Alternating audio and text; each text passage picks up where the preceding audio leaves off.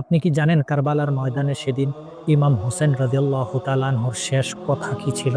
প্রতি বছর মুহররম আসলে আমাদের প্রত্যেকেরই মনে হয় সেই কারবালার হৃদয় বিদারক ইতিহাসের কথা।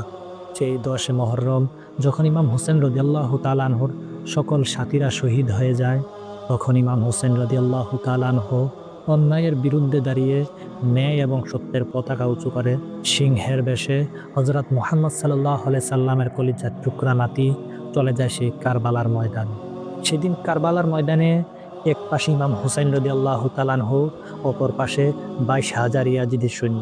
এমন যুদ্ধের ময়দান যা কিনা দ্বিতীয়বার আর কখনো দেখেনি বিশ্ববাসী।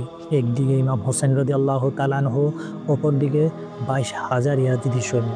সেদিন ইমাম হোসেন রাদিয়াল্লাহু তাআলা আনহু ছিলেন ৩ দিনের ক্ষুধার্ত এবং তৃষ্ণার্ত। তবুও তিনি ২২,০০০ ইয়াজিদি সৈন্যের বিরুদ্ধে সিংহের মতো একাই বুক চিতিয়ে লড়াই করে যায়। ২২,০০০ সৈন্যের বিরুদ্ধে ইমাম হোসেন রাদিয়াল্লাহু তাআলা আনহু লড়াই করতে করতে একসময় ইমাম হোসেন রাদিয়াল্লাহু তাআলা আনহুর পুরো দেহ মুবারক তলোয়ার, বর্শা এবং তীরের আঘাতে ক্ষত বিক্ষত হয়ে যায়। তবুও ইমাম হোসেন রাদিয়াল্লাহু তাআলা আনহু মাথা নত করেনি সেই ইয়াজিদের সামনে। ইমাম হোসেন রাদিয়াল্লাহু তাআলা অটুট থাকেন তিনার ঈমানের উপর।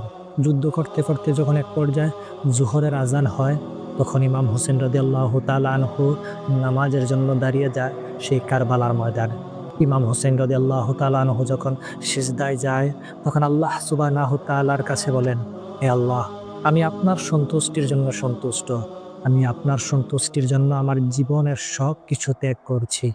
সেদিন ইমাম হোসেন রাদিয়াল্লাহু তাআলা আনহু নামাজ শেষে কোরআন শরীফ তেলাওয়াত করেন এবং ইমাম হোসেন রাদিয়াল্লাহু তাআলা আনহু সেদিনও তিনার নানার উম্মতদের কথা ভুলেনি।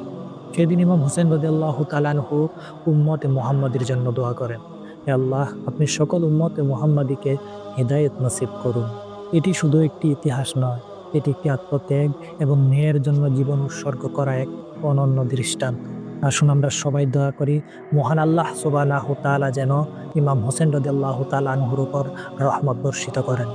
আপনারা যদি এই ইমাম হোসেন রাদিয়াল্লাহু তাআলা আনহুর কুরবানি এবং সাহসিকতাকে শ্রদ্ধা করেন, তাহলে কমেন্ট বক্সে আমিন লিখে যান।